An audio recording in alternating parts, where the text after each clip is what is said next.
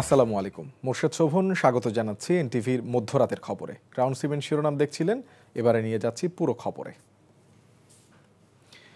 টেকসই উন্নয়ন লক্ষ্যমাত্রা বা এসডিজি অর্জনে আরও কার্যকর অর্থায়নের জন্য বিশ্ব নেতাদের প্রতি আহ্বান জানিয়েছেন প্রধান উপদেষ্টা অধ্যাপক মোহাম্মদ ইউনূস।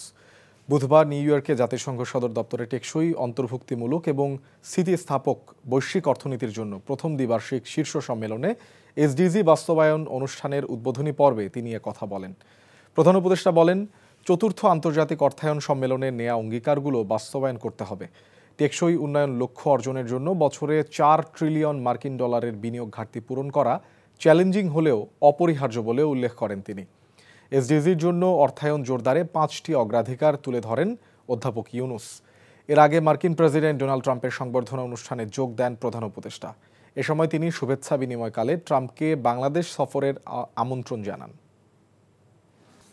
রাজনৈতিকভাবে পরাস্ত একটি দল দেশ ধ্বংস করে পালিয়ে গেলেও বিদেশের মাটিতে তাদের কর্মী সমর্থকরা ধ্বংসাত্মক কাজে লিপ্ত রয়েছে বলে মন্তব্য করেছেন বিএনপির স্থায়ী কমিটির সদস্য আমির খসরু মাহমুদ চৌধুরী। আর আওয়ামী লীগের সঙ্গে কোনো আতাত নেই জানিয়ে খোলস বদলকারীদের ব্যাপারে সতর্ক থাকার আহ্বান জানিয়েছেন বিএনপির সিনিয়র যুগ্ম মহাসচিব রুহুল কবির রিজভী। ইফতেখার রেজা রিপোর্ট। চট্টগ্রাম মা ও শিশু হাসপাতালে ইন্টার্ন ডক্টরস অ্যাসোসিয়েশনের সমাপনী অনুষ্ঠানে অংশ নিয়ে আমির খসরু মাহমুদ বলেন, বিদেশে গিয়ে চিকিৎসা গ্রহণ বন্ধ করতে চিকিৎসকদের দেশের চিকিৎসা খাতে ভূমিকা রাখতে হবে। আপনি যখন পরাজিত হয়ে দেশ থেকে পালিয়ে গেলেন, তো ওনাদের সমর্থকরা তো এই ধরনের কাজের বাইরে তার কিছু করার নাই। আপাতত গণতন্ত্রেই বিশ্বাস করে না, দেশ ধ্বংস করে পালিয়ে গিয়ে এখন যেগুলো করছে এগুলো তো আরও ধ্বংসাত্মক। এগুলো তাদের ভবিষ্যৎকে আরো অনুষ্ঠিত করে দিচ্ছে। এদিকে রাজধানীর শেরেবাংলা নগরে শহীদ রাষ্ট্রপতি জিয়াউর রহমানের মাজারে পিরোজপুর জেলা বিএনপির নবগঠিত আহ্বায়ক কমিটির সদস্যদের সাথে নিয়ে শ্রদ্ধা নিবেদন করেন রিজভী আহমেদ। আওয়ামী লীগের দুর্নীতি অপকর্মের বিচার হলে নিউ ইয়র্কে ফ্যাসিবাদের দোসররা এমন কর্মকাণ্ডের সাহস পেত না। অন্তর্বর্তীকালীন সরকার যার প্রতি সকল গণতান্ত্রিক শক্তি সমর্থন জানিয়েছে, তারা যদি আজকে আরো বেশি দক্ষতা প্রদর্শন করতেন, তাহলে নিউ ইয়র্কে যে ঘটনাটি ঘটেছে সেখানে ফ্যাসিবাদের দোসররা যে কর্মকাণ্ড করেছে এটা সাহস হতো না। আওয়ামী লীগের সাথে কোনো আতাত নেই। আওয়ামী লীগের সাথে যারা তাকে সহযোগিতা করেছে তাদের জন্য খোলস খুলে নতুনভাবে আত্মপ্রকাশ করতে না পারে, আমাদেরকে সেই দিকটাই দেখতে হবে। দুর্নীতি দমন কমিশনকে অথর্ব প্রতিষ্ঠান মন্তব্য করে তিনি বলেন, এখনও লুটেরাদের কোনো অর্থ ফেরত আনতে পারেনি তারা। Iftekhar Reza, NTV news, Dhaka. ভারতের আশীর্বাদ পুষ্ট হয়ে বাংলাদেশে আর কোনো রাজনীতি করা যাবে না বলে হুঁশিয়ারি দিয়েছেন এনসিপির উত্তর অঞ্চলের মুখ্য সংগঠক সার্জিস আলম। বুধবার দুপুরে সুনামগঞ্জে এনসিপির সমন্বয় সভা শেষে সাংবাদিকদের তিনি কথা বলেন। ফ্যাসিস্ট আওয়ামী লীগের অংশগ্রহণে এদেশে আর কোনো নির্বাচন হবে না উল্লেখ করে সার্জিস বলেন, দল হিসাবে আওয়ামী লীগের কার্যক্রম নিষিদ্ধ হয়েছে এবং তা বহাল থাকবে। পৃথিবীর কোথাও বিপ্লবী এবং পরাজিত ফ্যাসিস্ট একসাথে রাজনীতি করতে পারে না বলেও মন্তব্য করেন তিনি।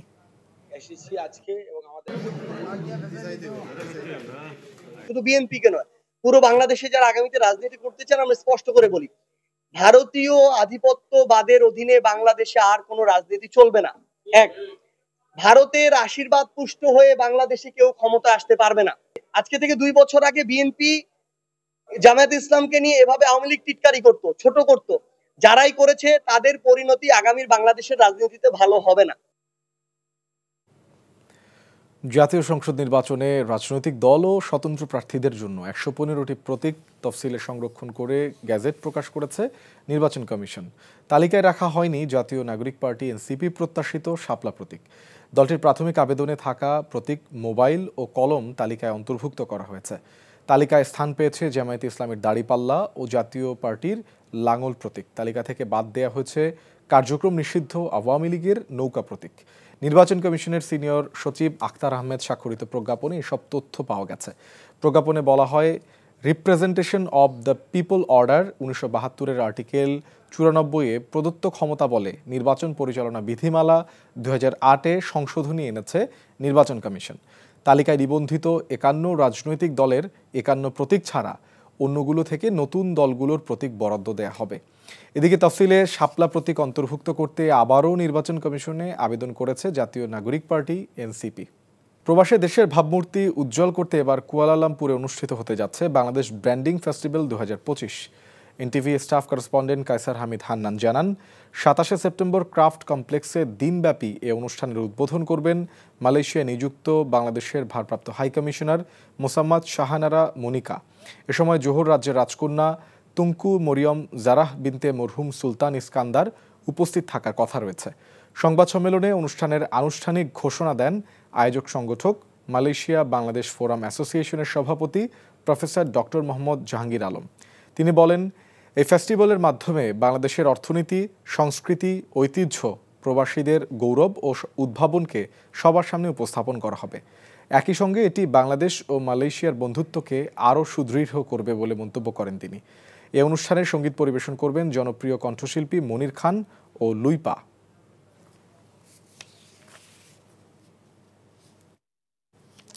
প্রতিবারের মতো এবারও সৌদি আরব অত্যন্ত আনন্দঘন পরিবেশে বিপুল উৎসাহ উদ্দীপনা নিয়ে জাতীয় দিবস উদযাপন করছে। 1902 সালের 15ই জানুয়ারি সৌদি আরবের প্রতিষ্ঠাতা বাদশাহ আব্দুল আজিজ আব্দুর রহমান আল সৌদ এক রক্তক্ষয়ী যুদ্ধের মাধ্যমে তার পৈতৃক শহর রিয়াদ দখল করেন। দীর্ঘ প্রায় 30 বছর সংগ্রামের পর 1932 সালের 21শে মে এক রাজকীয় ফরমানের মাধ্যমে আরবের বিভিন্ন অংশ একত্রীকরণের ঘোষণা দেয়া হয়।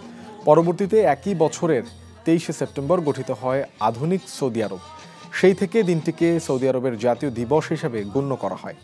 এ উপলক্ষে সাংস্কৃতিক অনুষ্ঠানে সৌদি নাগরিকের সাথে বাংলাদেশ, পাকিস্তান, আফগানিস্তান, ভারত, শ্রীলঙ্কা, মিশর সহ আরও অন্যান্য দেশের শত শত নাগরিক উপস্থিত হয়ে আনন্দ উপভোগ করেন। এদিকে এবারের জাতীয় দিবসে ভিন্ন মাত্রা যোগ করেছে সবুজ পণ্য সামগ্রীর সমারোহ। বিভিন্ন লাইব্রেরিতে খেলনা ও বইয়ের পাশাপাশি বাচ্চাদের পছন্দসই সবুজ রঙের পতাকা, banner, festoon, cap, T shirt, badge, cap, plate, bracelet, বড় আকারের চশমা এবং বেলুন সহ বিভিন্ন আইটেম বিক্রি করছে, যার ফলে জাতীয় দিবসের আনন্দ ঈদের আনন্দে পরিণত হচ্ছে। পবিত্র উমরাহ পালন করলেন চট্টগ্রাম রাঙ্গুনিয়ার বিএনপি মনোনয়ন প্রত্যাশী হুম্মাম কাদের চৌধুরী। এনটিভি মক্কা প্রতিনিধি কামাল পারভেজ অভি জানিয়েছেন, মক্কার মসজিদুল হারামে এশার নামাজের পর উমরাহ পালনে আরও উপস্থিত ছিলেন মক্কা বিএনপির সভাপতি আবুল কালাম আজাদ, সহসভাপতি রাশিদুল আমিন চৌধুরী, যুগ্ম সম্পাদক মামুন আহমেদ, প্রচার সম্পাদক আব্দুল করিম, ফরিদুল আলম মোহাম্মদ সেলিম, লোকমান শাহ, আকিব, হাসানুল্লাহ, কামাল উদ্দিন সুমন সহ অন্যরা। উমরা পালন শেষে বিএনপির চেয়ারপারসন বেগম খালেদা জিয়ার সুস্থতা ও ভারপ্রাপ্ত চেয়ারম্যান তারেক রহমানের দীর্ঘায়ু কামনা করে দোয়া ও মুনাজাত করা হয়। এর আগে হুম্মাম কাদের চৌধুরীকে ফুল দিয়ে শুভেচ্ছা জানান মক্কা বিএনপির অঙ্গ ও সহযোগী সংগঠনের নেতৃবৃন্দ।